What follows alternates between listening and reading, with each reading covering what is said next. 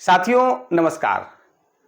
इस क्लास में हम लोग बच्चों का शारीरिक एवं मनोगत्यात्मक विकास टॉपिक जो है बड़ा ही महत्वपूर्ण टॉपिक है और इस टॉपिक से रिलेटेड सारी बातों की जानकारी ग्रहण करेंगे और इन टॉपिक से रिलेटेड जितने भी प्रकार के प्रश्न हो सकते हैं सारे प्रश्नों का आंसर को जानेंगे और किस प्रकार से बच्चों का शारीरिक विकास होता है, शारीरिक विकास का अध्ययन करना क्यों एक शिक्षक को जरूरी है, आखिर इसके पीछे क्या रीजन है और मनोगत्यात्मक विकास क्या है, मनोगत्यात्मक विकास कितनी प्रकार का होता है और इस पर किस प्रकार से बच्चों का सांवेगिक, मानसिक,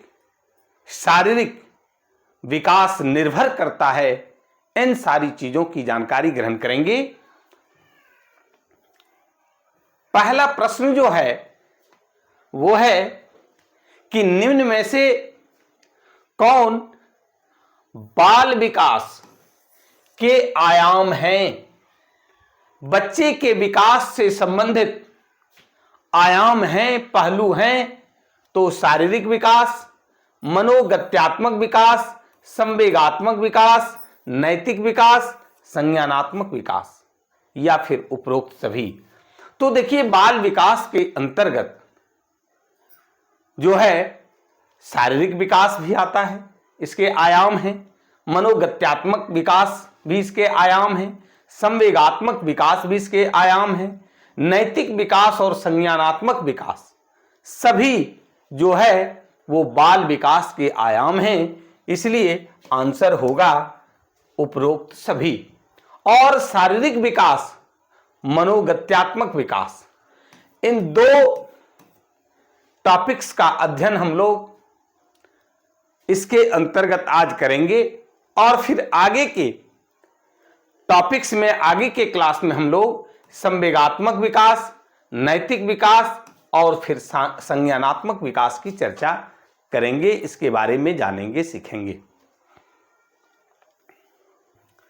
अब है कि बच्चों में उम्र के अनुसार शारीरिक आकार यानी शरीर का आकार, शारीरिक अनुपात, हड्डियों, मांसपेशियों, दांत, तंत्रिका तंत्र, नर्वस सिस्टम इत्यादि में आए परिवर्तन क्या कहलाता है?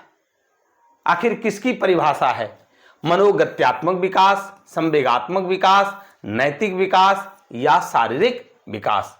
तो यहां हम लोग देख रहे हैं कि बच्चों में उम्र के अनुसार शारीरिक आकार, यहां शरीर शब्द से आया है, शारीरिक अनुपात, फिर उससे जुड़ी हुई है हड्डियां, मांसपेशियां, दांत, तंत्रिका तंत्र, ये सब किसके विकास के अंतर्गत आता है? ये परिवर्तन क्या कहलाता है? शारीरिक विकास कहलाता है। अब एक प्रकार से हम कह सकते हैं ये जो शारीरिक विकास की परिभाषा है कि बच्चों में उम्र के अनुसार शारीरिक आकार, शारीरिक अनुपात, उस पर भी, शारीरिक अनुपात पर भी आगे हम लोग बात करेंगे, हड्डियों, मांसपेशियों, दांत तथा तंत्रिका तंत्र इत्यादि में आए परिवर्तन शारीरिक विकास कहलाता है।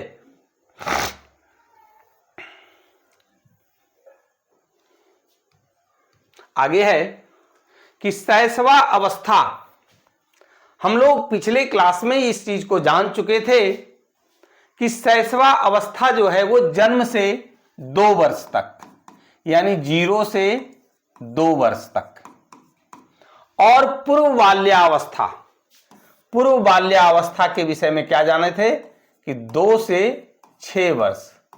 कहने का मतलब हुआ यहां पर कि शैशवा अवस्था और पूर्व बाल्यावस्था यानी जन्म से 6 वर्ष में होने वाले शारीरिक परिवर्तन निम्न में से कौन है?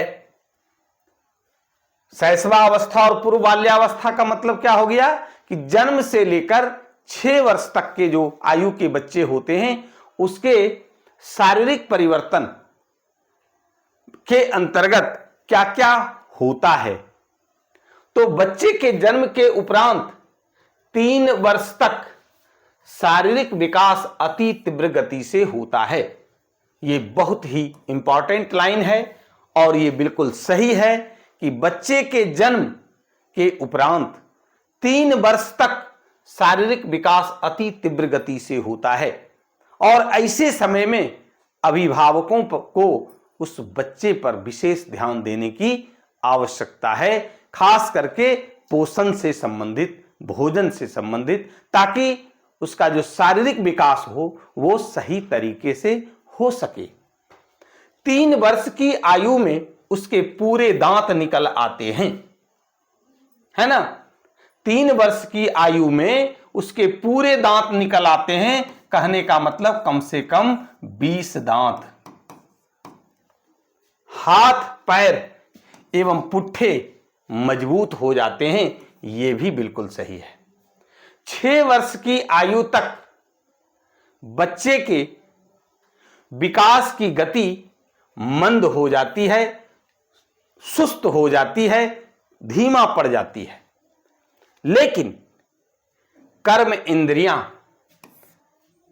इंद्रियां क्या है जिससे हम काम करते हैं, हाथ पैर। ज्ञान इंद्रियां क्या है जिससे ज्ञान का आभास होता है, जिससे हमें ज्ञान प्राप्त होता है, ज्ञान रूपी संवेदना ग्रहण करते हैं, जैसे आंख, त्वचा, जीभ, कान, नाक, है ना। नाक से हम सूंघ करके पता कर लेते हैं कि ये बैड स्मेल है या गुड स्मेल है।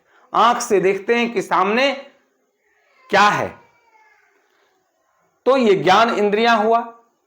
तो ये सुदृढ़ होती जाती है, मजबूत होती जाती है, विकसित विकास की ओर माने वो गति करती जाती है। कहने का मतलब हुआ कि उपरोक्त सभी जो है वो सही है। अगला प्रश्न है उत्तर बाल्यावस्था। उत्तर बाल्यावस्था कितने से कितने आयु वर्ग के बच्चों को कहा जाता है? तो उत्तर बाल्यावस्था हो गया 6 से 12 वर्ष। कितना है?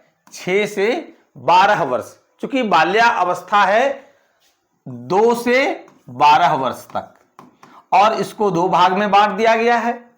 2 से 6 प्रारंभिक बाल्यावस्था, जबकि 6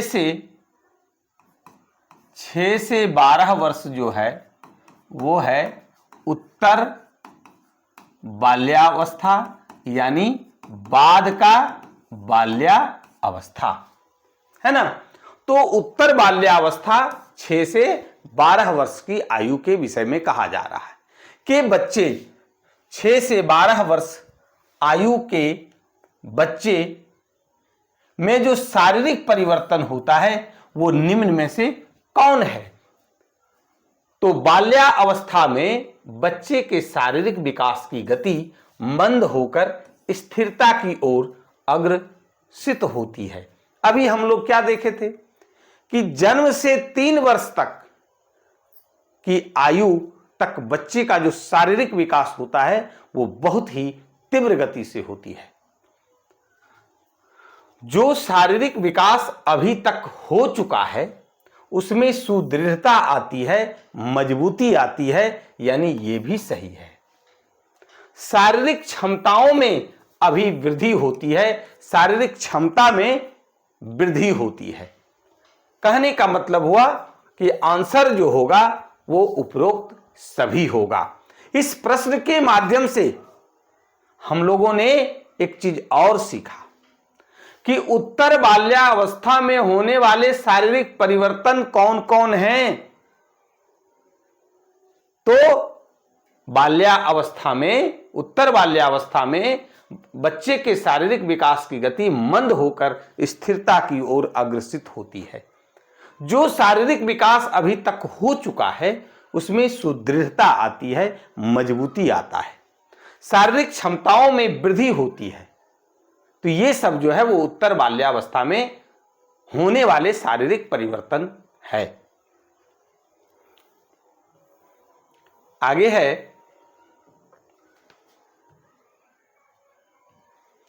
कि बाल्यावस्था में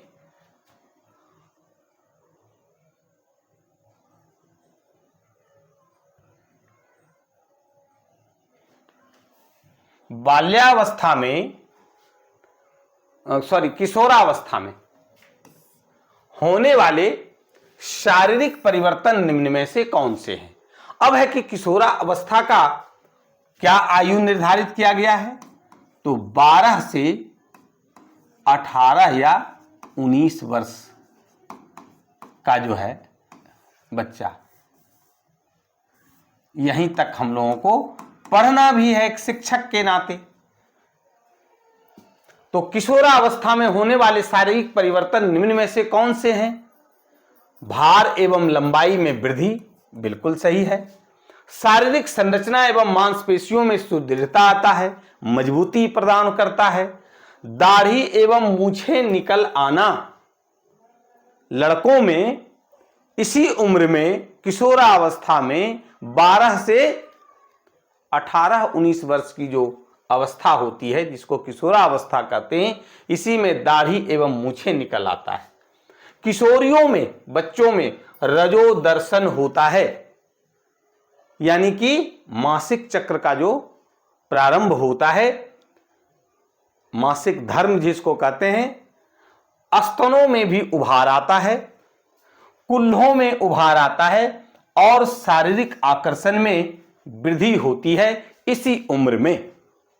यानी कहने का मतलब हुआ कि आंसर होगा उपरोक्त सभी। इस प्रश्न के माध्यम से पुनः एक और चीजों की जानकारी आपको दी गई है कि किशोरावस्था में होने वाले शारीरिक परिवर्तन क्या क्या है। तो ये सब है, क्या क्या है, तो शरीर के भार और लंबाई में वृद्धि होती है।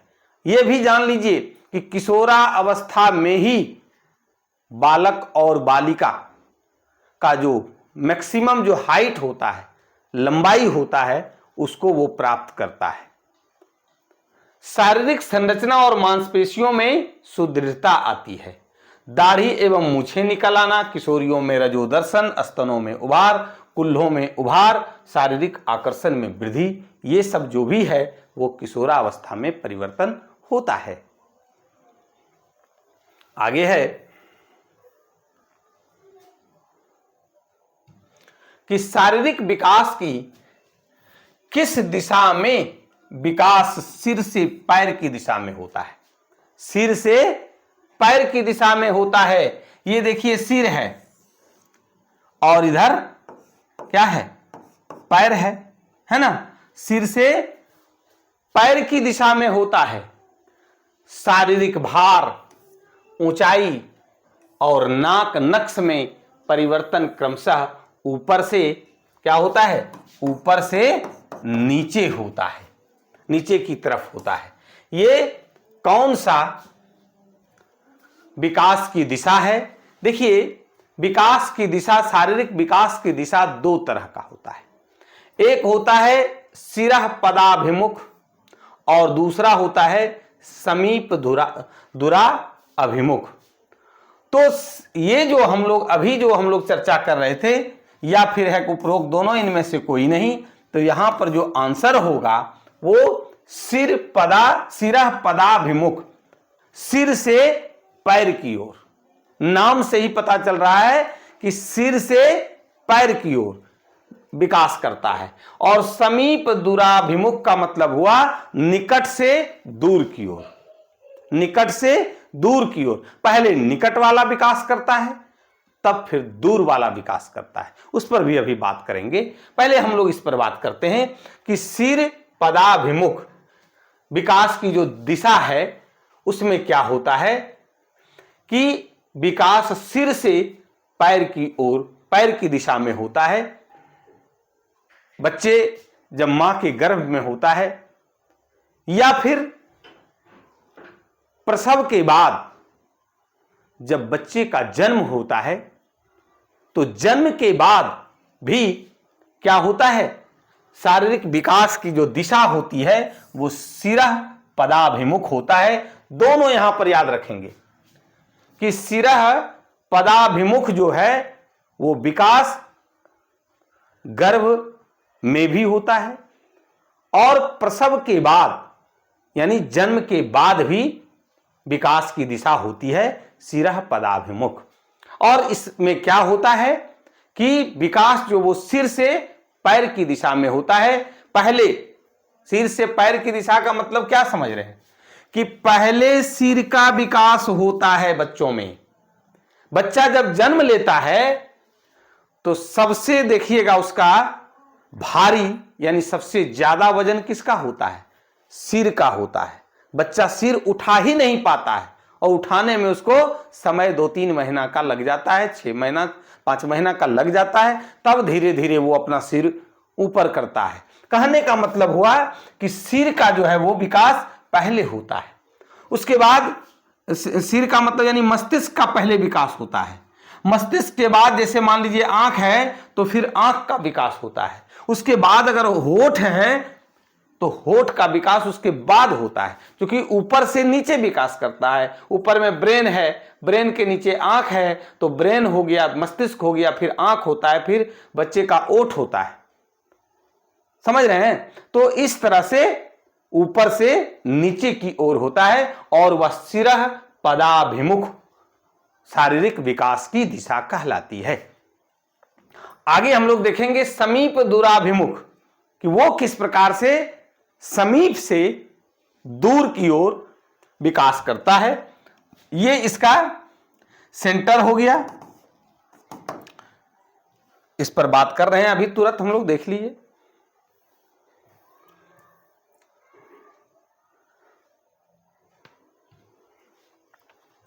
कि शिरः पदाभिमुख में विकास की दिशा क्या होती है, कैसे विकास की माने करता है।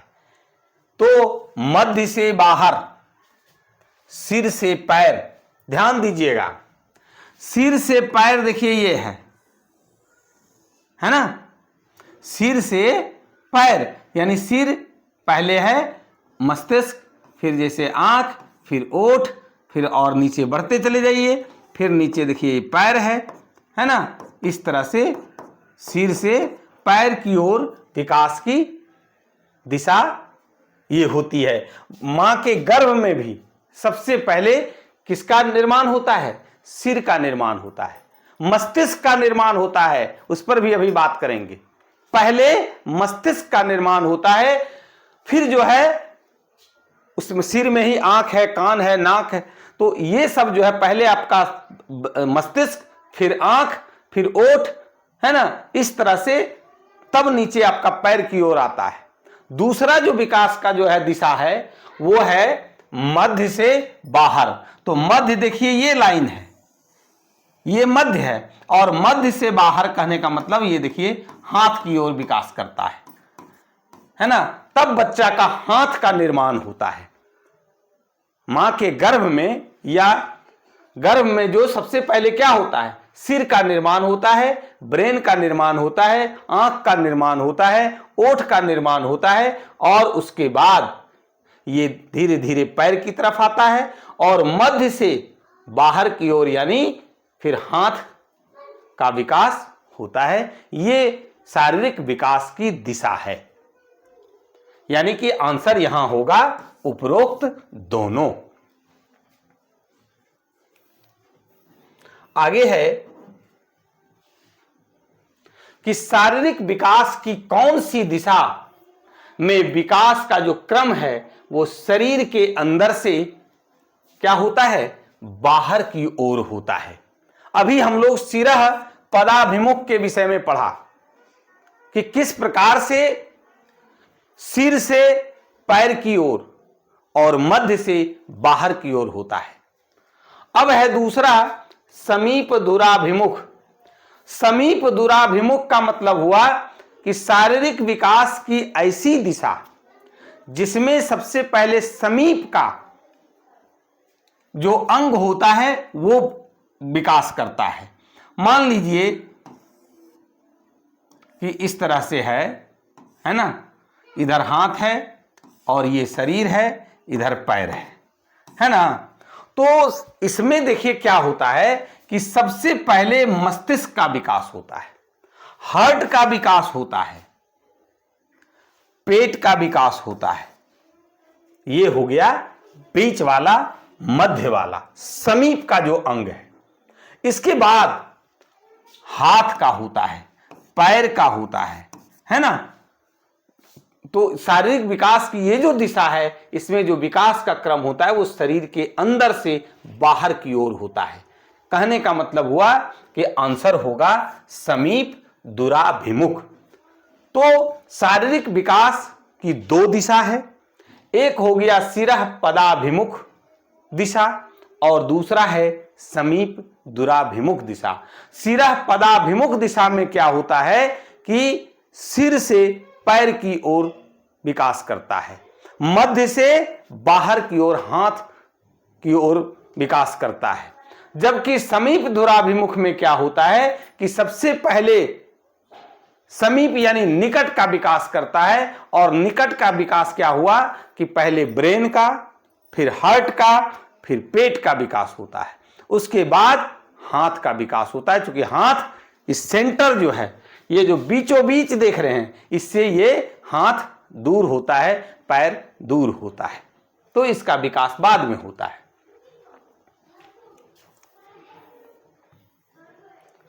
आपसे एक प्रश्न करेगा कि गर्भ में बच्चा जब रहता है तो सबसे पहले कौन सा अंग का निर्माण होता है?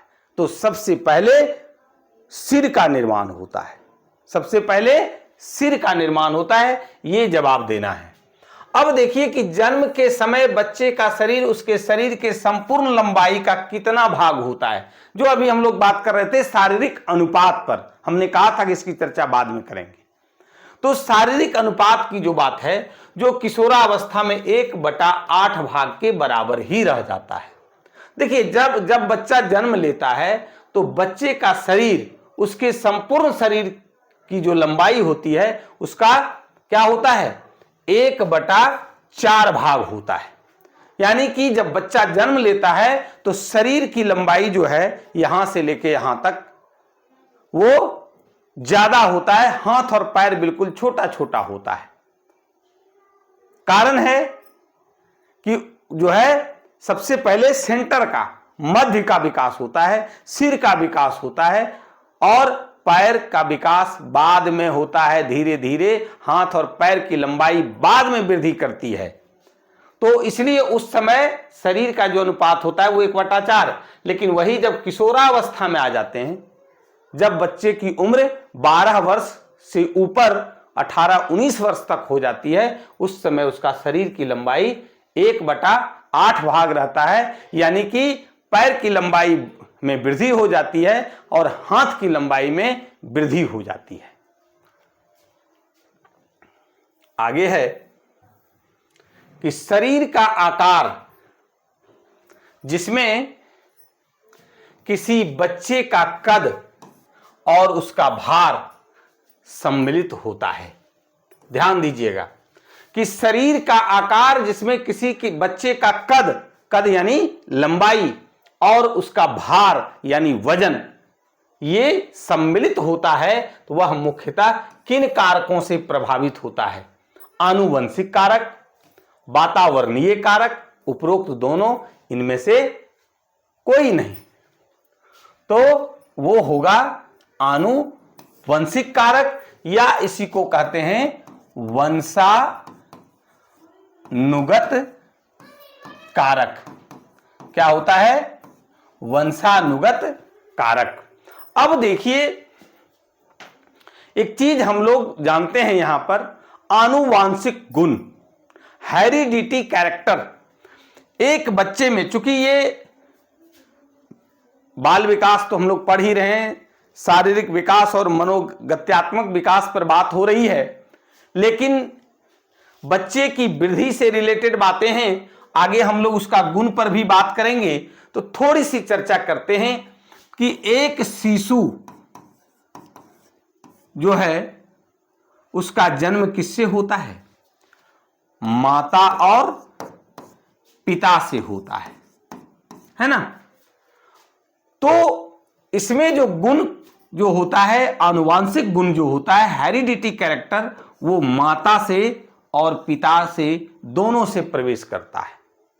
अब है कि इसके अलावे भी, जैसे माता के माता पिता, कहने का मतलब उस बच्चा का नाना और नानी, फिर देखिए इस पिता के भी माता पिता यानी उस बच्चे के दादा और दादी, है ना। अब देखिए कि इस नाना और नानी का गुण कहां आया? माता में। दादी और दादा का गुण कहां आया? पिता में। और फिर माता और पिता का गुण कहां गया? शिशु में। इसलिए एक शिशु में 6 व्यक्ति का गुण जा सकता है और जाता है। 1 नंबर अगर माता का दिए, 2 नंबर पिता, 3 नंबर फिर नाना, 4 नंबर नानी, 5 नंबर दादा, 6 नंबर दादी। यानी कि 6 व्यक्ति का गुण, आनुवंशिक गुण का जो वहन होता है वो इस तरह से होता है कि ये 6 व्यक्ति का गुण एक शिशु में जाता है, एक बच्चे में जाता है। क्योंकि हम लोग आनुवंशिक गुण उसका अभी और हम लोग मनोगत्यात्मक विकास पर भी बात करेंगे, तो उससे पहले ही चूंकि चर्चा हो रही थी तो हमने यहां पर आपको बता दिया। अब आगे है कि बच्चा जो अपने माता पिता से विरासत के रूप में प्राप्त करता है, वही सब से रिलेटेड प्रश्न है जिसमें आनुवांशिक लक्षण सम्मिलित होते हैं जो बच्चों में स्थानांतरित हो जाते हैं। निम्न में से कौन सा कारक है? अब यहां पर देखिए आनुवांशिक लक्षण से बात हो रही है, तो वो वातावरण संबंधी कारक है, आनुवांशिक कारक है, सामाजिक कारक है, इनमें से कोई नहीं। तो सही जवाब होगा आनुवांशिक कारक, क्योंकि आनुवांशिक लक्षण से रिलेटेड बात हो रही है। बच्चा जो अपने माता पिता से विरासत के रूप में प्राप्त करता है, अभी हम लोग चर्चा कर रहे थे कि एक बच्चे अपने माता पिता से जो गुण प्राप्त करता है विरासत के रूप में, और जिसमें आनुवांशिक लक्षण होते हैं सम्मिलित। कहने का मतलब है कि अगर माता पिता काले रंग के हैं तो बच्चे भी काले होंगे। माता पिता का बाल अगर सर का झड़ा हुआ है तो बच्चे का भी उसी तरह से होगा। माता पिता अगर ऊंचे कद के हैं तो बच्चे भी ऊंचे कद के होते हैं। अगर वो नाटे कद के हैं तो बच्चे भी नाटे कद के होते हैं। कभी कभी ऐसा भी होता है कि माता पिता का कद अगर ऊंचा है, हाइट उनकी अच्छी है, फिर भी बच्चे जो है वो नाटे कद के होते हैं। उसका भी कारण होता है कि बच्चे का जो भोजन मां के गर्भ में जो प्लासेंटा से जाता है, उसमें अगर भोजन जो है वो कम मात्रा में गया तो उस बच्चे का विकास कम होता है, जिसकी वजह से कभी कभी देखते होंगे या देखने को मिलता है कि लंबे कद के माता पिता के भी बच्चे नाटे हो जाते हैं। तो ये आनुवांशिक कारक होगा। आगे बढ़ते हैं।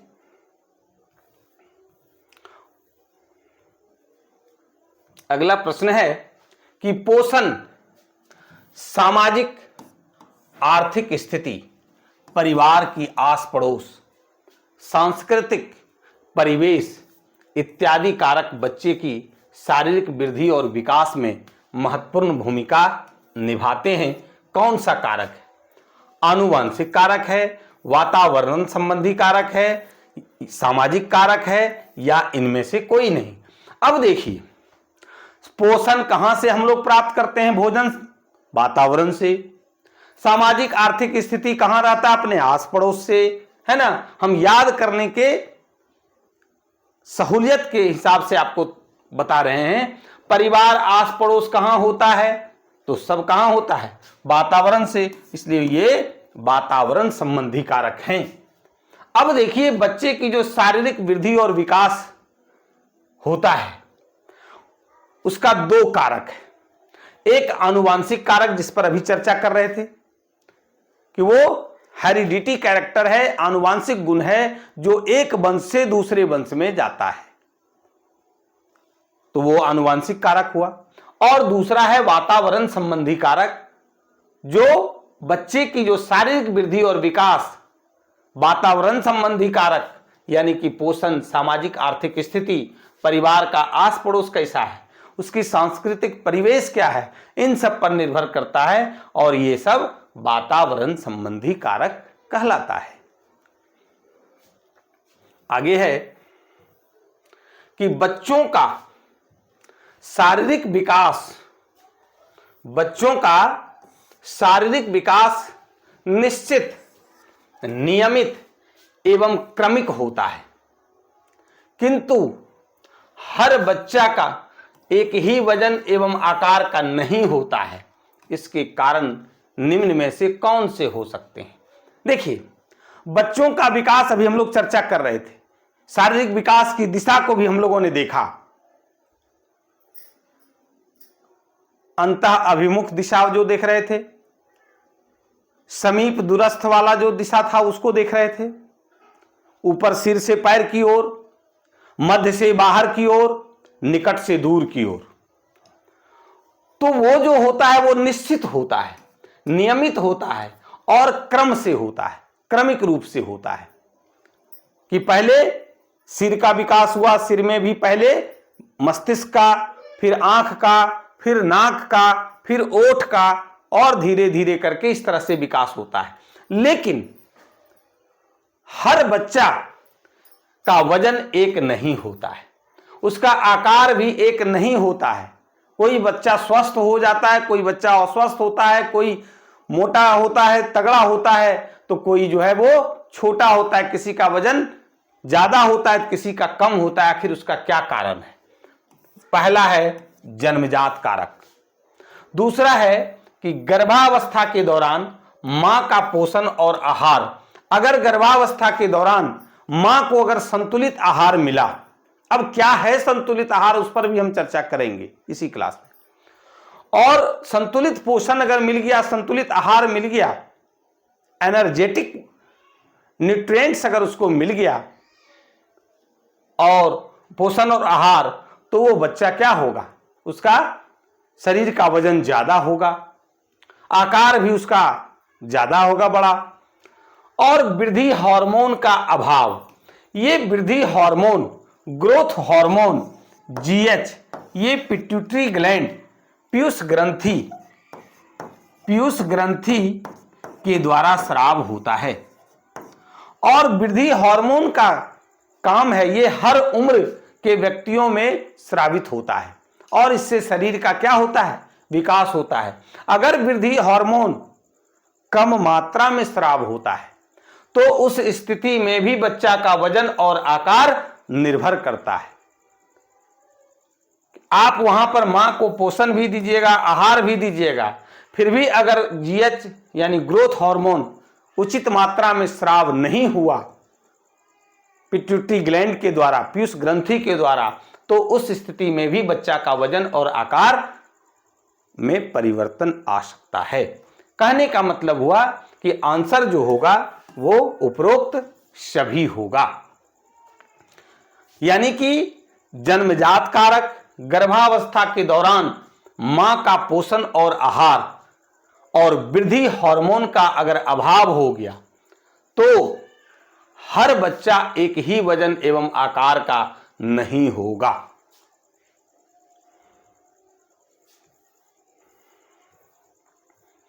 चलिए आगे है कि मां के गर्भ एवं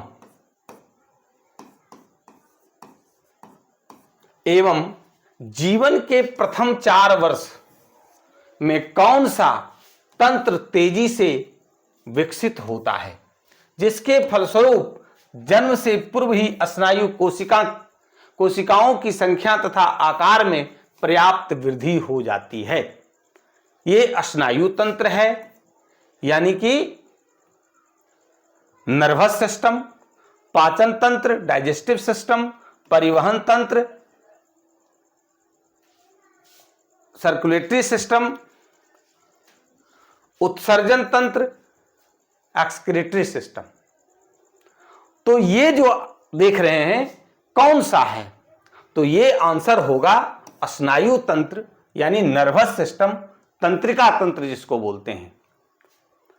तो मां के गर्भ एवं जीवन के प्रथम 4 वर्ष में स्नायु तंत्र तेजी से विकसित होता है, जिसके फलस्वरूप जन्म से पूर्व ही स्नायु कोशिकाओं की संख्या तथा आकार में पर्याप्त वृद्धि हो जाती है।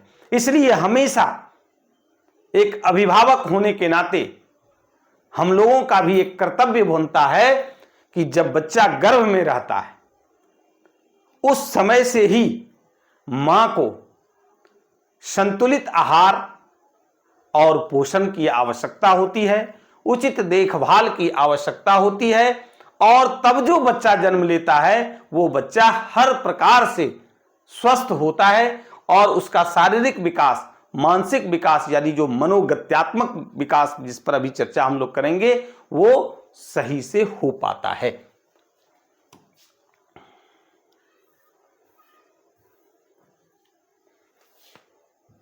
हड्डियों के सुदृढ़ीकरण की प्रक्रिया यानी हड्डी का वृद्धि कहिए को क्या कहा जाता है, जो प्रथम वर्ष के शुरू में आरंभ हो जाती है तथा युवा अवस्था तक पूर्ण होती है। युवा अवस्था का मतलब किशोरा अवस्था की समाप्ति 18 से 19 वर्ष तक वो पूर्ण होती है, वो क्या कहलाता है?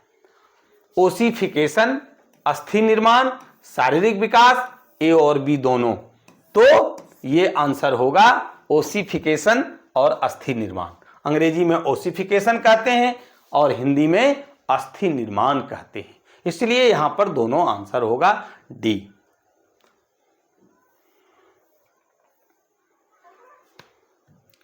अब देखिए कि जन्म के समय बच्चों में लगभग 305 हड्डियां होती है।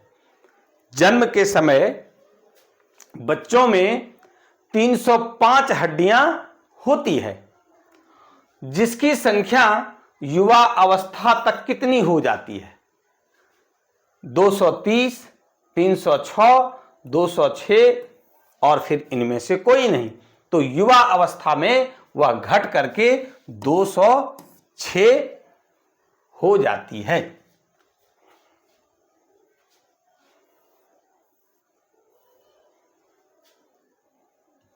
शिशु की हड्डियां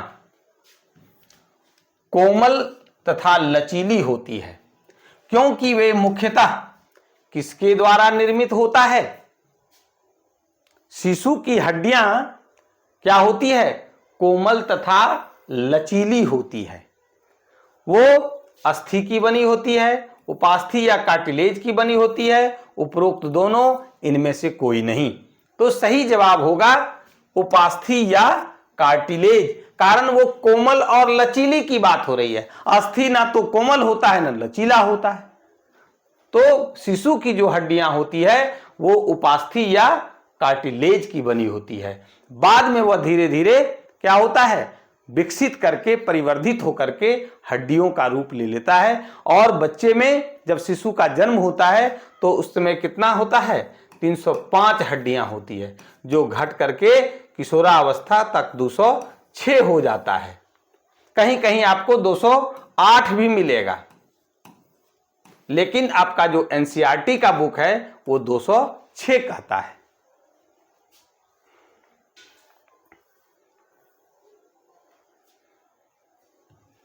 बच्चों के मांसपेशियां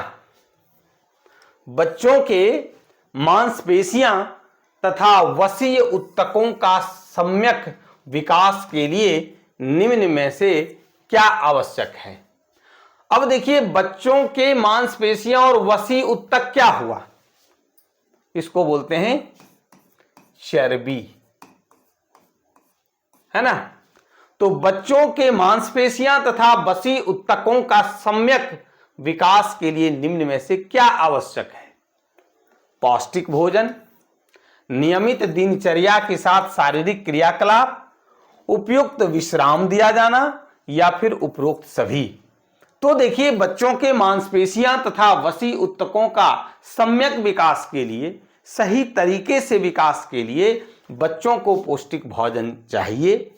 नियमित दिनचर्या के साथ उसका शारीरिक जो क्रियाकलाप है, खेल कूद, विश्राम, योग, व्यायाम, सब कुछ होना चाहिए। यहां देखिए विश्राम की चर्चा है ही, तो उपरोक्त सभी आंसर होगा, है ना। यानी पौष्टिक भोजन, नियमित दिनचर्या के साथ शारीरिक क्रियाकलाप और उपयुक्त विश्राम देकर बच्चों के मांसपेशियां तथा वसी ऊतकों का सही तरीके से विकास संभव है।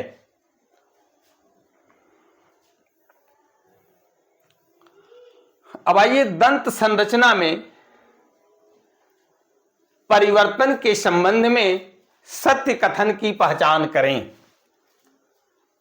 हम लोगों के मुख में, मनुष्य के मुख में कुल 32 दांत होते हैं और वो दांत 4 प्रकार के होता है: कर्तनक, भेदक, अग्रचर्वनक और पश्चचर्वनक। आगे वाला सामने जो देख रहे हैं वो काटने वाले को कर्तनक कहते हैं, दोनों साइड में भेद करने वाला, छेद करने वाले को भेदक कहते हैं। आगे वाला जिसको चर्वनक, चबाने, जिस पर भोजन रख करके चबा जाते हैं, आगे वाला थोड़ा कम चौड़ाई होता है, वो अग्रचर्वनक हो गया, प्रीमोलर। और पीछे वाला जो मोलर है, चर्वनक जिसको बोलते हैं, वो ज्यादा, उसका चौड़ाई ज्यादा होता है। तो ये तो हम लोग जानते हैं कि 32 दांत होता है और वो 4 प्रकार का होता है, लेकिन उनका जो विकास किस प्रकार से होता है, डायरेक्ट 32 दांत तो होता नहीं है। कब से दांत का निर्माण शरीर में शुरू होता है, आइए देखते हैं जरा। कि जब भ्रूण 6 सप्ताह का होता है, यानी मां के गर्भ में जब बच्चा 6 सप्ताह का मतलब 1.5 महीने का होता है, तब से बच्चे का दांत आने की प्रक्रिया प्रारंभ हो जाती है। यह बिल्कुल ही सही है। दांत आने की प्रक्रिया कब शुरू होता है? तो जब बच्चा मां के गर्भ में 1.5 महीने का होता है, 6 सप्ताह, मात्र 6 सप्ताह का होता है, तब से दांत आने की प्रक्रिया प्रारंभ हो जाती है। 2.5 वर्ष की आयु के अंदर बच्चों के दांतों की संख्या 20 हो जाती है। और ये दांत कौन सा दांत कहलाता है? दूध का दांत। कारण उस समय बच्चा क्या करता है? दूध पीते रहता है, इसलिए इसको दूध का दांत भी कहते हैं। 6 से 12 वर्ष तक की आयु तक की सभी दूध के दांतों के साथ के स्थान पर अस्थाई दांत आ जाता है। एक बार ये सब दांत क्या होता है? झड़ जाता है और उसके बाद जो दांत आता है वो बिल्कुल अस्थाई दांत होता है। अंतिम 4 दांत, जिसको कि अंतिम 4 दांत को अक्ल दांत कहते हैं। ये दांत अगर आ जाता है तो हम लोग समझते हैं कि उसको अकल हो गया, ज्ञान हो गया, यानी उसका उम्र जो है वो टीन एज को पार कर गया। तो वो 17 से 25 वर्ष के आयु के बीच आ जाता है। और अमूमन जब 32 दांत मुंह में आ जाता है तो उसको निर्णय लेने की क्षमता, सोचने समझने की जो क्षमता होती है, उसमें एक उच्च कोटि का हो जाता है। कहने का मतलब है कि आंसर आपका उपरोक्त सभी होगा। ये एक तरह से ये भी जान लीजिए कि दंत संरचना में जो परिवर्तन के संबंध में किस प्रकार से परिवर्तन होता है, उसके विषय में ये जानकारी दी गई है।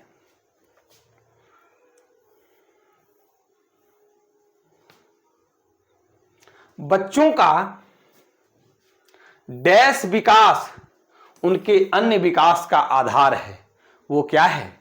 हृदय है, मस्तिष्क है, अस्थि है, इनमें से कोई नहीं है तो वो मस्तिष्क है। बच्चों का मस्तिष्क विकास उनके अन्य विकास का क्या है? आधार है। क्योंकि सबसे पहले सिर का विकास होता है और उसमें भी मस्तिष्क का होता है, और मस्तिष्क का विकास जब होता है तो धीरे धीरे और सभी चीजों का विकास होता है। इसलिए इसको अन्य विकास का आधार कहा है, बेस कहा गया है।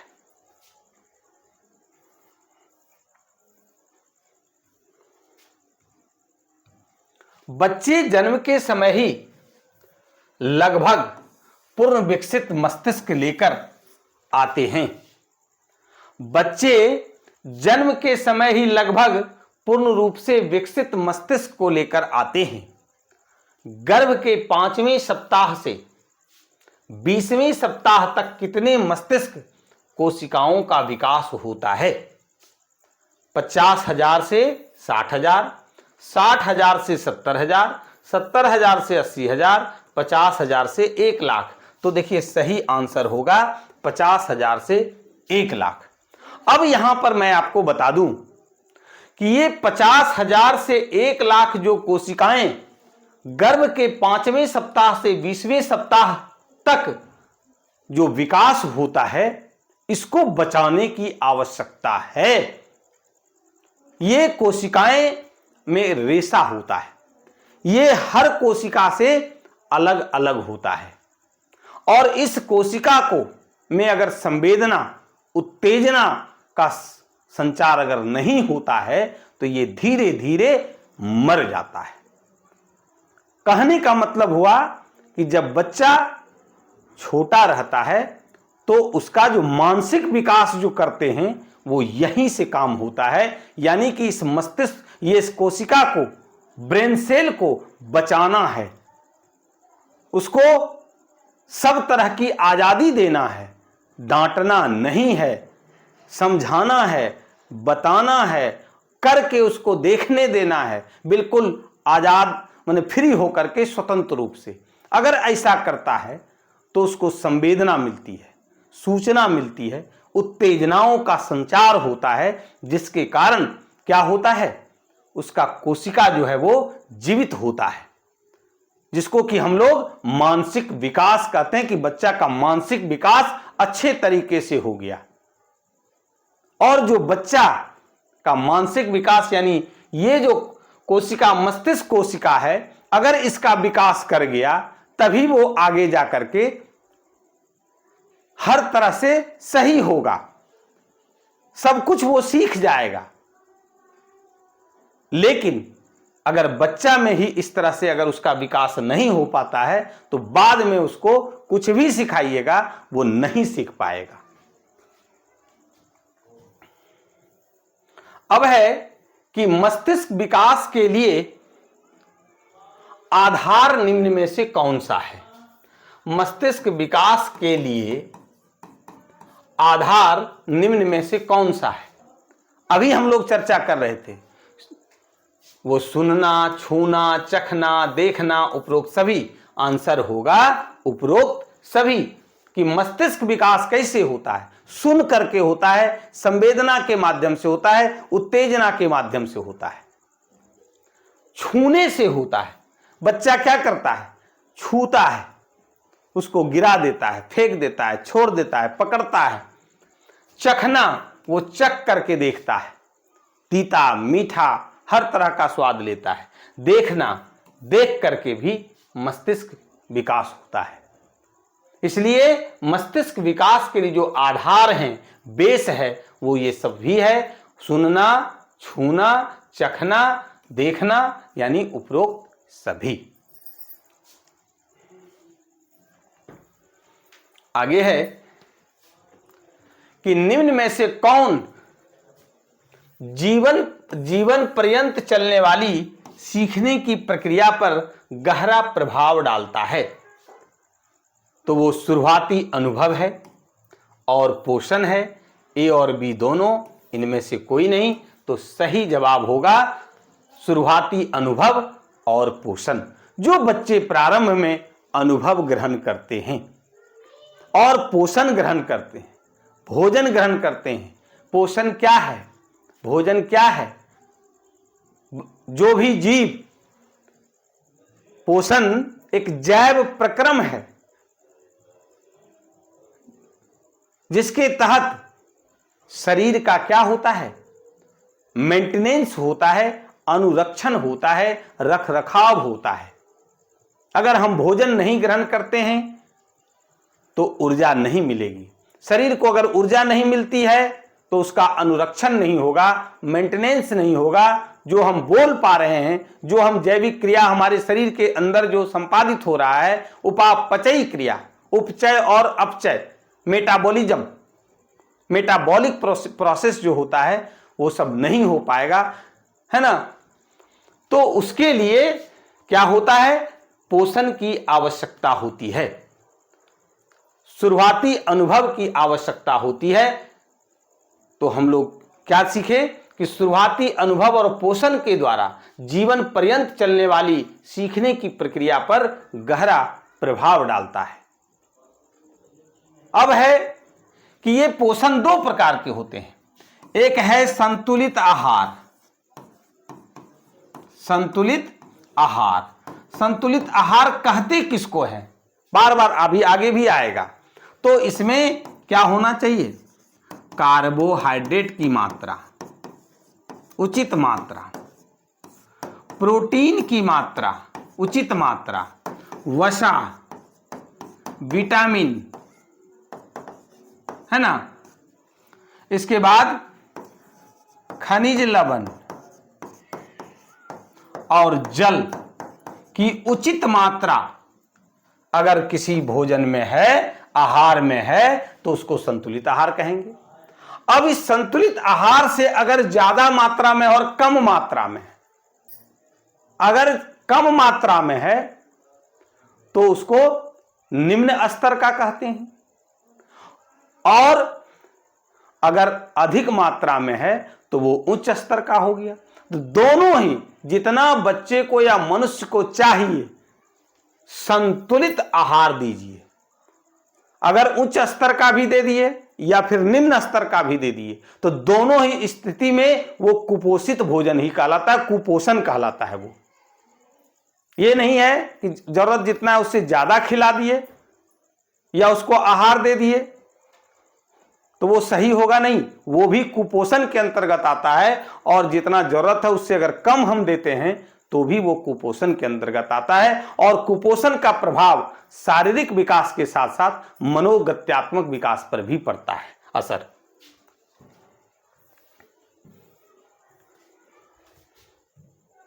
निम्न में से सत्य कथन की पहचान करें। मस्तिष्क के विषय में कहा जा रहा है कि मस्तिष्क के उस हिस्से का विकास पहले होता है जो सिर, बाजू यानी हाथ, बाजू का मतलब हाथ, और सीने को, ये वाला पोर्शन, सीने को क्या करता है, नियंत्रित करते हैं, बजाय उसके जो पैरों को नियंत्रित करते हैं। पैर का जो नियंत्रण करता है मस्तिष्क का, वह भाग बाद में विकास करता है, उसका विकास बाद में होता है। सही है। दिमाग के आगे का हिस्सा, दिमाग का आगे का हिस्सा जो विचारों और चेतना के लिए जिम्मेदार हैं, वह सबसे आखिर में विकसित होता है, सबसे बाद में विकसित होता है। अगर ये पहले हो जाता तो न बच्चा को विद्यालय आना पड़ता, न हमारा नियुक्ति विद्यालय में होता, न हमें पढ़ाने का जरूरत पड़ता, न उसको पढ़ने का जरूरत पड़ता। इसलिए ये सबसे बाद में होता है, आखिर में होता है।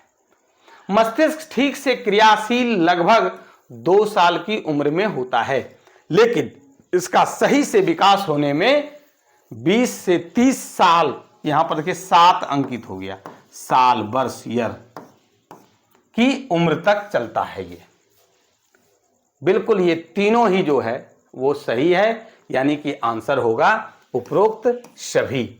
एक तरह से देखिए कि मस्तिष्क का विकास किस प्रकार से होता है, उन सारी बातों की जानकारी मैंने इस प्रश्न के माध्यम से आपको देने का प्रयास किया। अब है कि निम्न में से कितने साल का बच्चों के सीखने को नींव जो है, सीखने की नींव, बुनियाद जिसको बोलते हैं, वो तैयार हो जाती है। 5 साल, 4 साल, 6 साल, 7 साल। इसको याद रखने के लिए हम बता देते हैं कि हम लोग बच्चे को अपने विद्यालय में कब नामांकन लेते हैं, 6 वर्ष में। इसलिए वो एक्सपेरिमेंटेड है कि जब बच्चा का उम्र 6 साल हो जाएगा तो बच्चों के सीखने की नींव उसमें तैयार हो जाती है ना। इसलिए ये आंसर होगा सी नंबर, यानी कि 6 साल। आगे है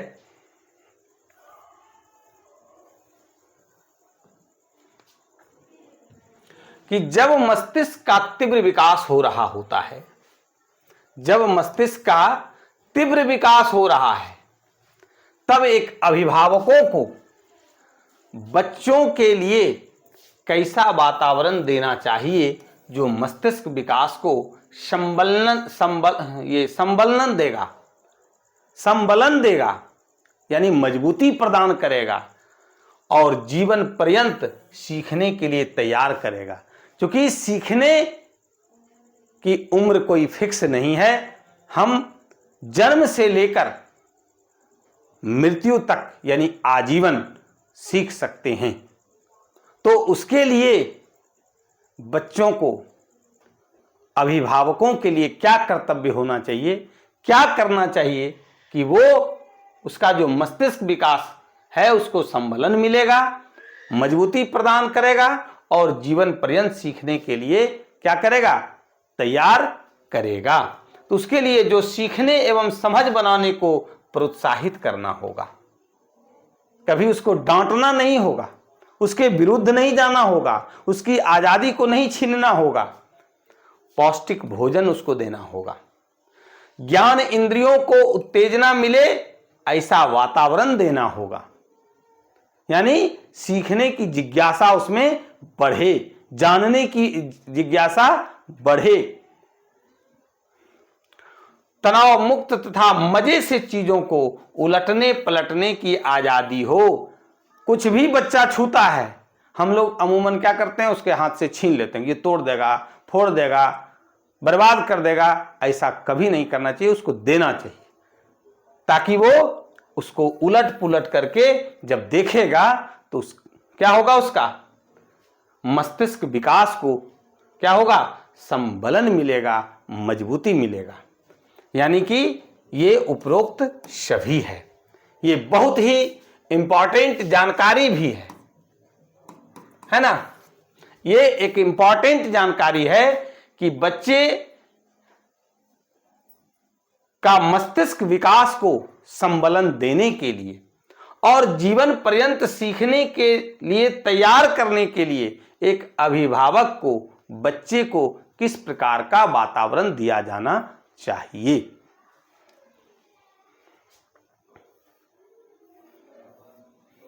आगे है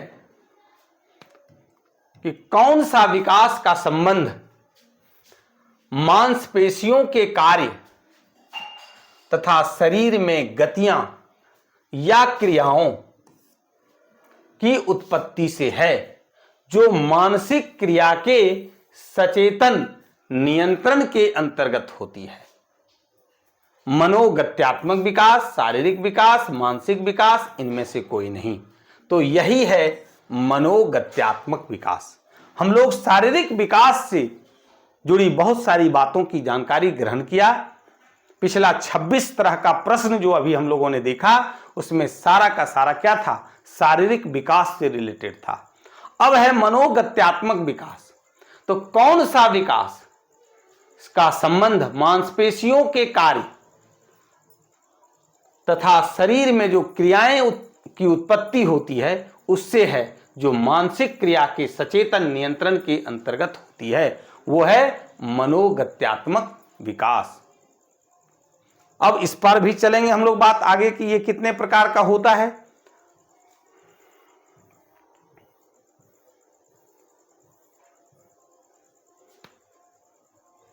किसने अपनी पुस्तक बाल विकास एवं समायोजन में लिखा है, क्या लिखा है, गामक योग्यताएं, गामक योग्यता कहिए या गत्यात्मक योग्यता कहिए, तथा क्षमताओं से तात्पर्य उन विभिन्न प्रकार की शारीरिक गतियों या क्रियाओं से है जिनके संपादन की कुंजी, चाबी, कुंजी का मतलब क्या होता है, चाबी, नाड़ियों, नाड़ी किसको बोलते हैं,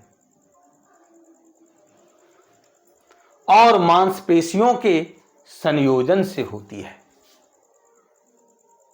ये नाड़ियों और मांसपेशियों के संयोजन से रिलेटेड जो बातें किए हैं वो किसने किया? क्रो एवं क्रो, जीन पियाजे, फ्रायड और वुडवर्थ।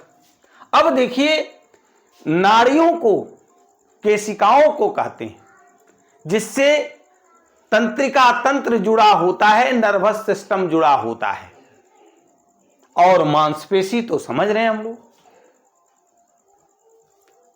तो इसके संयोजन से जुड़ी होती है। ये बात किसने अपनी पुस्तक बाल विकास एवं समायोजन में लिखी? तो वो क्रो एवं क्रो ने, क्रो एंड क्रो ने।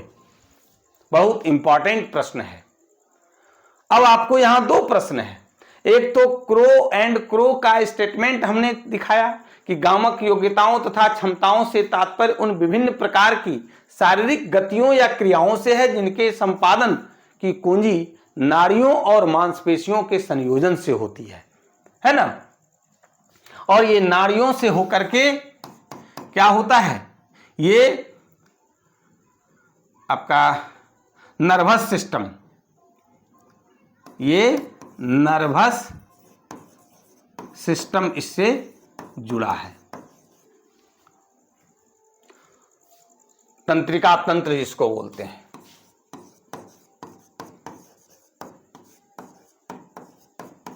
है ना। और दूसरा प्रश्न है कि बाल विकास एवं समायोजन जो पुस्तक है, इसके लेखक कौन है? तो इसके लेखक भी कौन है? क्रो एंड क्रो हैं। आगे है कि किसने मनोगत्यात्मक विकास को परिभाषित करते हुए कहा कि मांसपेशियों, तंत्रिकाओं तथा तंत्रिका केंद्रों की समन्वित क्रियाओं द्वारा शारीरिक गति पर नियंत्रण प्राप्त करना मनोगत्यात्मक विकास कहलाता है। यानी कि मनोगत्यात्मक विकास की ये परिभाषा किसने दिया? हरलॉक महोदय, जीन पियाजे, क्रो एंड क्रो, या इनमें से कोई नहीं। तो ये परिभाषा जो है वो हरलॉक ने दिया था। कब? 1978 ईस्वी में। कब दिया था? 1978 ईस्वी में। आगे है कि गत्यात्मक विकास संबंधी अवधारणा, गत्यात्मक विकास संबंधी अवधारणा में निम्न में से किन बातों का समावेश पाया जाता है? अब देखिए कि गत्यात्मक विकास का विशेषता है। गत्यात्मक विकास के विषय में बहुत उपयोगी बातों की चर्चा इस प्रश्न के माध्यम से किया जा रहा है। तो बालक की केवल गत्यात्मक योग्यताओं तथा शक्तियों के विकास को शामिल किया जाता है। बिल्कुल ही सही है। गत्यात्मक विकास से बालक अपनी शारीरिक गतिविधियों पर उचित नियंत्रण स्थापित करने में सक्षम हो जाता है। यह भी सही है। शारीरिक गतिविधियों पर नियंत्रण स्थापित करने में बालक के स्नायु या स्नायु संस्थान, है ना, जिसको नर्वस सिस्टम कहते हैं और नर्वस सेंटर कहते हैं, तथा मांसपेशियों की प्रधान भूमिका रहती है। ये भी सही है। यानी कि सही जो जवाब होगा वो उपरोक्त सभी होगा। उपरोक्त तीनों जो बातें हैं वो गत्यात्मक विकास संबंधी अवधारणा से जुड़ी हुई है।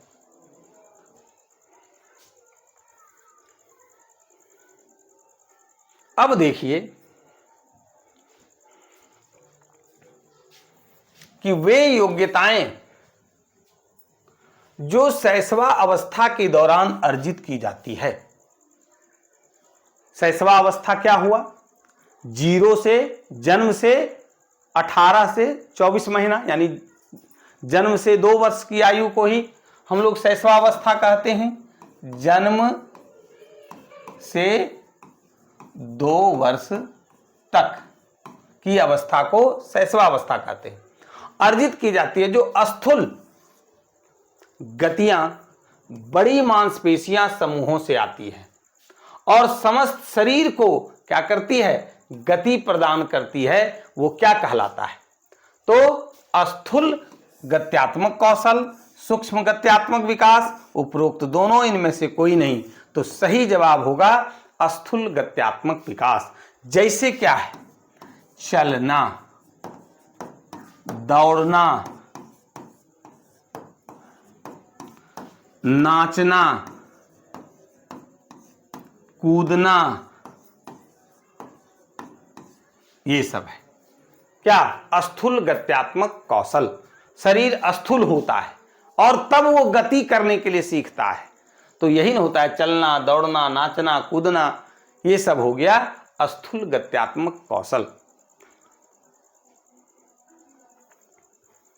आगे है कि बच्चे के जीवन में गत्यात्मक विकास में सबसे बड़ा मील का पत्थर निम्न में से क्या है? दौड़ना, कूदना, नृत्य करना या चलना? तो चलना है। जब बच्चा चलेगा तभी वो दौड़ेगा, जब चलेगा तभी वह कूदेगा, जब उसको चलने आएगा तभी वह नृत्य करेगा। इसलिए सही आंसर क्या होगा? चलना। बहुत ही इंपॉर्टेंट प्रश्न है ये, भी आई है कि बच्चे के जीवन में गत्यात्मक विकास, यानी बच्चा स्थूल होता है, बिल्कुल स्थिर होता है और उसमें गति आता है, वो चलना फिरना शुरू जो करता है, तो उसमें सबसे बड़ा मील का पत्थर क्या है? चलना है।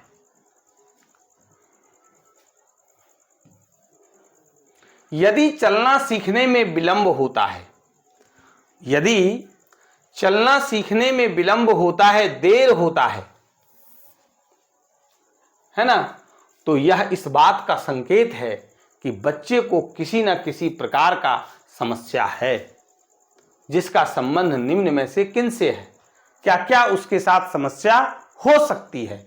तो वो है शारीरिक स्वास्थ्य, मानसिक स्वास्थ्य, सामाजिक और सांवेगिक स्वास्थ्य या उपरोक्त सभी। तो इसमें सभी प्रकार के समस्या हो सकती है, जिसके कारण क्या होता है, बच्चे में देर से बच्चा चलना सीखता है। आगे है कि कब मानेंगे कि देर हो रहा है? कौन सा उम्र को? कभी कभी बच्चे बहुत जल्दी भी चलने लगता है, बहुत है कि थोड़ा लेट होता है, तो उसका औसत उसी से रिलेटेड ये जानकारी है। प्रश्न है कि बच्चे बिना सहारा लिए चल सकने की जो औसत आयु है वो क्या होती है? 13 से 14 महीना, 12 से 13 महीना, 10 से 11 महीना या फिर इनमें से कोई नहीं। तो उसका जो एवरेज आयु होता है वो 13 से 14 महीना होता है, कि जब बच्चे की आयु 13-14 महीने की हो जाती है तो बच्चा चलना प्रारंभ कर देता है। कभी कभी देखते होंगे कि इससे पहले भी बच्चा जो है वो चलने लगता है बिना सहारा का। आगे है कि बच्चों के स्थूल गत्यात्मक विकास, बच्चों का स्थूल गत्यात्मक विकास, स्थूल गत्यात्मक विकास ये समझ लीजिए कि बच्चा जब जन्म लेता है तो वो स्थूल होता है और 13-14 महीना में वो गति करना प्रारंभ करता है। उससे पहले ही धीरे धीरे वो क्या करता है, उलटना पुलटना स्टार्ट करता है, फिर जो है धीरे धीरे वो बैठ जाता है, फिर जो है क्या होता है, घुटना के बल चलना शुरू करता है, तब धीरे धीरे वो खड़ा होता है, फिर जो है बिना किसी का सहारा लिए चलना शुरू करता है धीरे धीरे, फिर जो है वो धीरे धीरे दौड़ना प्रारंभ करता है, तब तो फिर कूदना और नाचना सब शुरू कर देता है। तो ये जो क्रिया है वही है आपका स्थूल गत्यात्मक विकास। वो क्रमिक होता है, धीरे धीरे क्रमबद्ध तरीके से होता है। इसमें कौन सी मूल क्षमता देखी जाती है, तो वो लचीलापन है उसमें कि नहीं, संतुलन, फुर्ती व दक्षता और बल की प्रभाव्यता, यानी कि उपरोक्त सभी आंसर होगा। ये सभी क्षमता जो मूल क्षमता है ये देखी जाती है बच्चों के स्थूल गत्यात्मक विकास के लिए।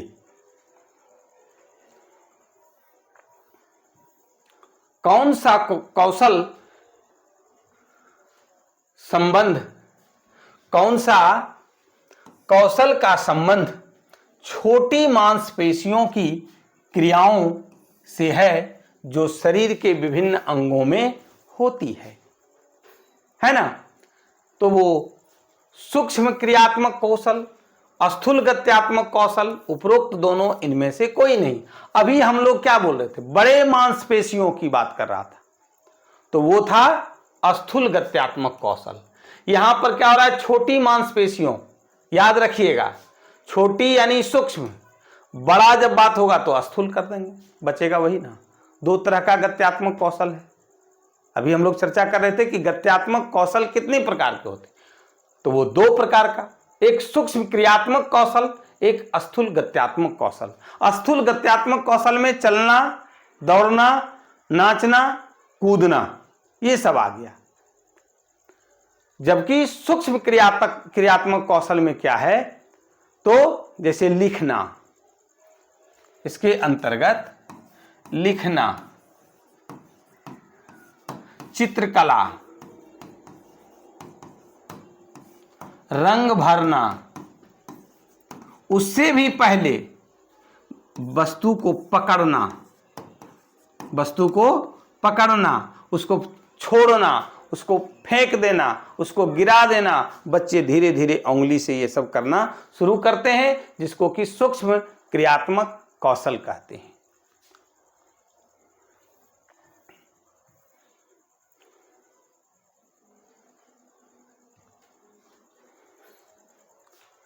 किस वर्ष की आयु तक अधिकांश बच्चे यथोचित स्पष्टता के साथ वर्णमाला लिख सकते हैं? 6 वर्ष, 9 वर्ष, 12 वर्ष, 14 वर्ष। वर्णमाला वो कब लिख सकता है? जब हम विद्यालय में उसका नामांकन लेते हैं, जब लिखने लायक हो जाता है तब लेते हैं, यानी कि वह आंसर क्या होगा? 6 वर्ष। 6 वर्ष की आयु तक अधिकांश बच्चे यथोचित स्पष्टता के साथ वर्णमाला लिख सकता है। कि किसी एक हाथ को दूसरे हाथ की अपेक्षा अधिक प्रयोग करने को निम्न में से क्या कहते हैं? हस्तिकता, बुद्धि कौशल, व्यक्तित्व, इनमें से कोई नहीं। तो इसे हम हस्तिकता कहते हैं, यानी किसी एक हाथ का दूसरे हाथ की अपेक्षा अधिक प्रयोग करने को हस्तिकता कहते हैं। ऐसा प्राय हम लोग देखते हैं कि ज्यादा लोग दाहिने हाथ से काम करते हैं, दाहिना हाथ सबसे पहले आगे बढ़ जाता है, और कुछ लोगों को, हम लोगों को देखने को मिलता है कि बायां हाथ ही आगे बढ़ता है। बाएं हाथ से लिखते हैं लोग, बाएं हाथ से भोजन करते हैं, बाएं हाथ से ज्यादा काम करते हैं, बैटिंग करते हैं, बॉलिंग करते हैं, जिसको कि लेफ्टी या लेफ्ट हैंडेड कहते हैं। आखिर क्या कारण है कि लोग लेफ्ट हैंडी भी होते हैं, लेफ्टी भी होते हैं? बायां हाथ से ही ज्यादा उनका काम होता है दाहिने हाथ की अपेक्षा, या फिर बाएं हाथ की अपेक्षा दाहिने हाथ से काम होता है। तो इसका क्या कारण है?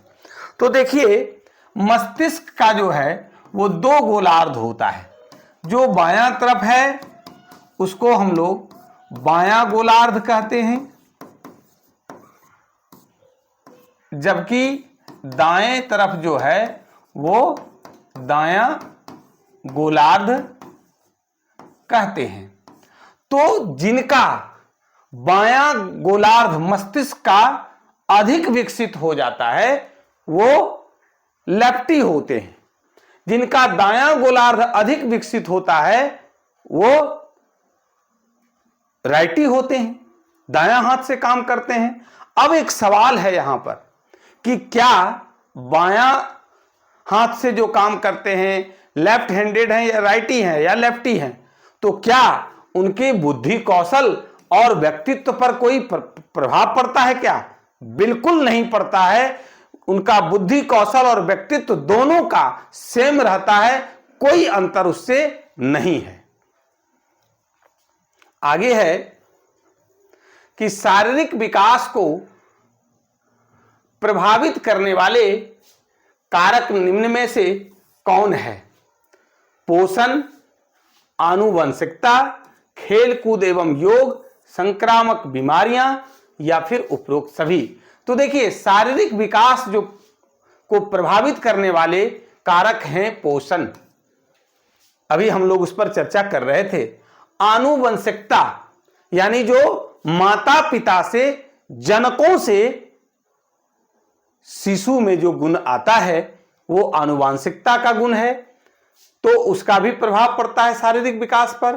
खेल कूद और योग का भी पड़ता है और संक्रामक बीमारियों का भी पड़ता है, इसलिए सही आंसर होगा उपरोक्त सभी।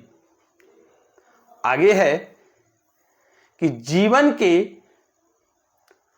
प्रारंभिक वर्षों के दौरान कुपोषण से निम्न में से क्या प्रभावित होता है? अभी हम लोग चर्चा कर रहे थे कि कुपोषण क्या है। अगर हम संतुलित आहार से अधिक आहार दे देते हैं या ले लेते हैं तो उस स्थिति को भी कुपोषण कहते हैं, और संतुलित आहार से कम अगर आहार लेते हैं, उचित मात्रा में कार्बोहाइड्रेट, प्रोटीन, विटामिन, खनिज, लवण, वसा और जल की उचित मात्रा अगर नहीं लेते हैं, कम लेते हैं, तो भी वो कुपोषण कहलाता है, और अधिक भी ले लेते हैं तब भी कुपोषण कहलाता है। और कुपोषण की स्थिति में क्या क्या होता है, क्या प्रभावित होता है जीवन के प्रारंभिक वर्षों में बच्चों में? तो मस्तिष्क का कुछ भाग प्रभावित होता है, बिल्कुल सही है। तंत्रिका तंत्र अस्थायी रूप से विकास माने ये अवरुद्ध होता है, प्रभावित होता है। बच्चे का वृद्धि दर प्रभावित होता है और गत्यात्मक समन्वय ये भी प्रभावित होता है। कहने का मतलब है उपरोक्त सभी होगा आंसर इसका, है ना। यानी कि जीवन के प्रारंभिक वर्षों के दौरान कुपोषण से मस्तिष्क का कुछ भाग प्रभावित होता है, तंत्रिका तंत्र अस्थायी रूप से प्रभावित हो जाता है, उसका वृद्धि दर प्रभावित होता है और गत्यात्मक समन्वय प्रभावित होता है।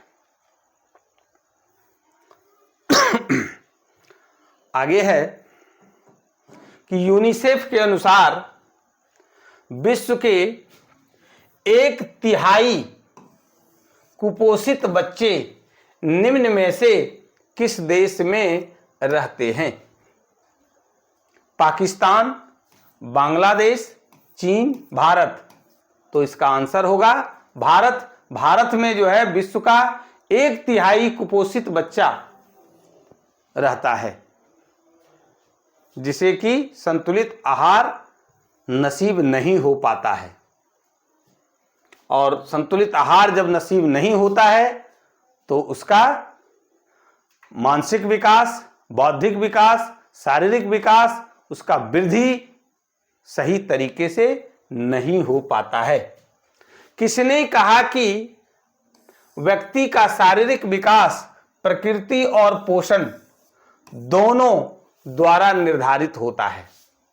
किसने कहा कि व्यक्ति का शारीरिक विकास प्रकृति और पोषण दोनों के द्वारा निर्धारित होता है? क्रो एंड क्रो, जीन पियाजे, वुडवर्थ, ब्रूनर। तो ये क्रो एंड क्रो ने कहा। बड़ा ही महत्वपूर्ण प्रश्न है। निम्न में से कौन जैविक ब्लूप्रिंट होते हैं? जैविक ब्लूप्रिंट होते हैं जो सभी आनुवंशिकशील गुणों एवं विशेषताओं को सीधे रूप में निर्धारित एवं हस्तांतरित करते हैं। कहने का मतलब हुआ कि आनुवांशिक गुणों का वाहक कौन है, हेरिडिटी कैरेक्टर का वहन करने वाला कौन है, एक जनरेशन से दूसरी जनरेशन में ले जाने वाला कौन है? जीन, डीएनए, गुणसूत्र, केंद्रक। तो सही जवाब होगा जीन। इसी का प्लुरल हम लोग जीन्स कहते हैं। ये जीन कोशिका के अंदर न्यूक्लियस होता है। अगर ये कोशिका है तो इसके बीच में केंद्रक होता है और केंद्रक के अंदर गुणसूत्र होता है, क्रोमोसोम जिसको बोलते हैं। इस तरह से, है ना। और इस गुणसूत्र पर न्यूक्लिक एसिड, जिसको डीएनए और आरएनए कहते हैं, डीऑक्सीराइबोज न्यूक्लिक एसिड और राइबोज न्यूक्लिक एसिड, और उसी गुणसूत्र पर बीच बीच में क्या होता है, जीन होता है।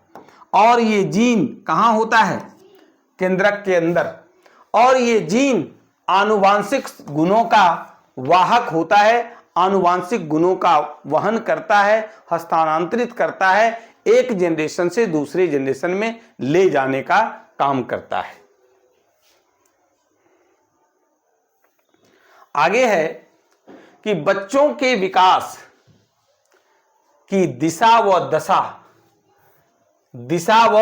दशा निर्धारित करने में निम्न में से किसकी भूमिका काफी महत्वपूर्ण होती है।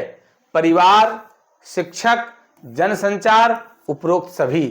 तो सही जवाब होगा उपरोक्त सभी, यानी कि परिवार, शिक्षक, जनसंचार बच्चों के विकास की दिशा व दशा निर्धारित करने में अपनी भूमिका, इनकी भूमिका जो है वो काफी महत्वपूर्ण होती है। आगे है जीन्स, वही जीन का प्लूरल फॉर्म है। जीन्स शरीर में निम्न में से किसका निर्धारण करता है, क्या निर्धारण करता है, हार्मोन्स के विकास, संवेदनशीलता, उपरोक्त दोनों, या फिर इनमें से कोई नहीं। तो जीन्स जो है वो शरीर के अंदर हार्मोन के विकास को भी निर्धारित करता है और संवेदनशीलता को करता है, इसलिए सही जवाब होगा उपरोक्त दोनों। आगे है कि जीन्स द्वारा निर्धारित शारीरिक विकास के किसी भी पक्ष की स्वाभाविक पूर्ति निम्न में से किस पर निर्भर करती है।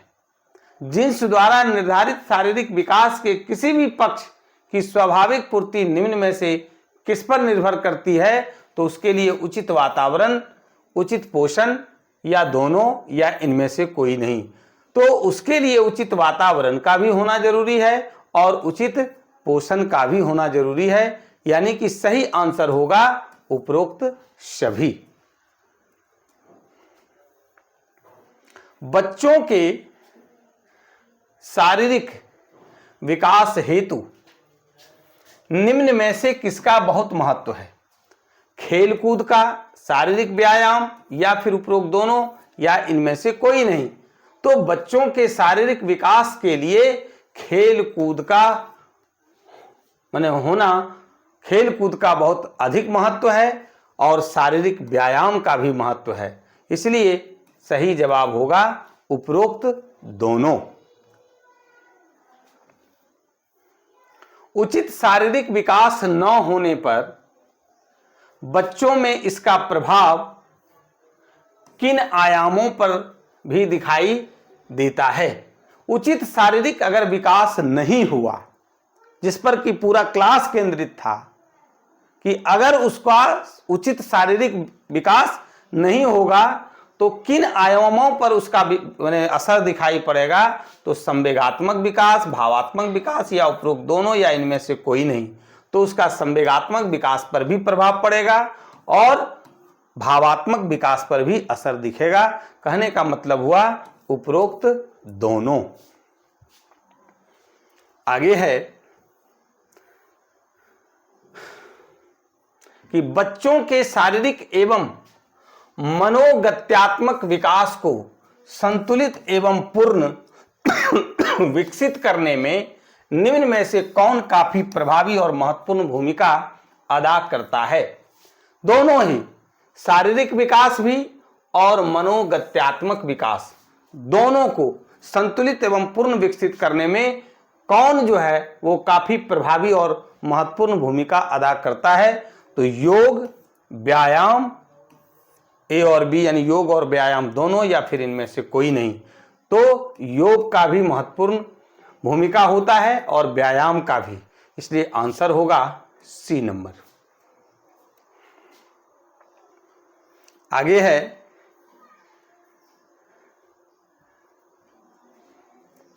कि निम्न में से कौन योग का विशेषता है। अब देखिए योग का क्या विशेषता है। तो शरीर की क्रिया प्रणाली पर नियंत्रण एवं संतुलन रखना। शरीर की क्रिया प्रणाली पर नियंत्रण और संतुलन रखा जाता है किसके द्वारा? योग के द्वारा। बिल्कुल सही है। सभी शारीरिक भागों व गतियों का सुसंगत, व्यवस्थित तथा सर्वसमावेशी विकास करना, यानी ये भी सही है। इसलिए इसका सही जवाब होगा सी नंबर। ए और बी दोनों। कहने का मतलब है कि ये योग की विशेषता है। आखिर हम योग क्यों करें? योग क्यों करें? तो योग इसलिए करना चाहिए कि शरीर की क्रिया प्रणाली पर यह नियंत्रण और संतुलन बनाए रखता है, सभी शारीरिक भागों व गतियों का सुसंगत, व्यवस्थित तथा सर्वसमावेशी विकास करता है। शारीरिक एवं मनोगत्यात्मक विकास में निम्न में से किनकी भूमिका अहम होती है? शारीरिक एवं मनोगत्यात्मक विकास में किनकी भूमिका अहम होती है? आहार, पोषण, खेल, व्यायाम एवं योग, और यानी उपरोक्त सभी। तो देखिए उपरोक्त सभी आंसर होगा, यानी शारीरिक एवं मनोगत्यात्मक विकास में निम्न में से या विकास में आहार, पोषण, खेल, व्यायाम एवं योग सभी की बहुत महत्वपूर्ण भूमिका होती है। हम लोग यहां पर यह भी सीख रहे हैं कि बच्चों के लिए खेल, व्यायाम, योग, आहार और पोषण कितना आवश्यक है।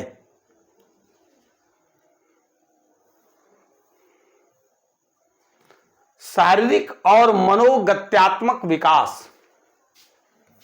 शारीरिक और मनोगत्यात्मक विकास सही तरीके से हो, इसके लिए अभिभावक को निम्न में से क्या करना चाहिए? अभिभावक का क्या कर्तव्य होना चाहिए जिससे कि शारीरिक और मनोगत्यात्मक विकास सही तरीके से हो? तो अभिभावक को उंगली पकड़कर चलना, खड़ा होने के लिए सिखाना, बच्चे को बैठना सिखाना, झुकना सिखाना चाहिए, यानी सही है। बालकों को संतुलित आहार, नियमित दिनचर्या तथा शारीरिक क्रियाकलाप करवाना चाहिए, यह भी सही है। बालकों को उपयुक्त विश्राम देना चाहिए, है ना?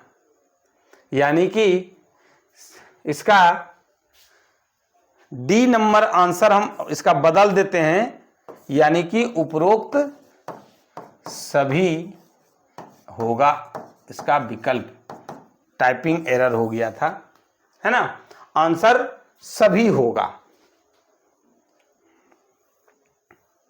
आगे है कि शिक्षक किन कौशलों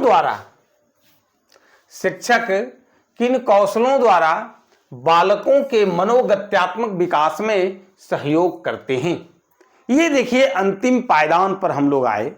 इस पाठ के इस जो भी टॉपिक आज हम लोग पढ़ रहे थे, शारीरिक विकास और मनोगत्यात्मक विकास, तो हम शिक्षक हैं, हमारा क्या कर्तव्य होना चाहिए, हमें क्या करना चाहिए जिससे बच्चों में क्या होगा? मनोगत्यात्मक विकास में हम उसका सहयोग करा सकते हैं, है ना? तो गत्यात्मक कौशल जैसे व्यायाम, दौड़ना, खेल की क्रिया, नृत्य इत्यादि सिखाने के द्वारा हम उसका मनोगत्यात्मक विकास कर सकते हैं। हम लोग ये भी जान गए हैं कि विद्यालय में व्यायाम करवाना, दौड़ना, खेल की क्रिया या नृत्य क्यों कराया जाता है? इसलिए कराया जाता है कि बच्चे का मनोगत्यात्मक विकास हो सके। सूक्ष्म गत्यात्मक कौशलों जैसे चित्रकला, लिखना, सिलाई करना, रंग भरना इत्यादि के प्रशिक्षण द्वारा भी हम लोग मनोगत्यात्मक विकास को क्या कर सकते हैं? में सहयोग कर सकते हैं, यानी कि उपरोक्त दोनों या फिर इनमें से कोई नहीं, तो सही जवाब होगा उपरोक्त दोनों। तो आज का ये क्लास, आज का ये वीडियो आपको कैसा लगा, आप हमें कमेंट करके जरूर बताएंगे। अगर अच्छा लगा हो तो लाइक और शेयर जरूर करेंगे। जो लोग चैनल पर नए हैं वो चैनल को जरूर सब्सक्राइब कर लें। आज की क्लास में बस इतना ही। बहुत बहुत धन्यवाद।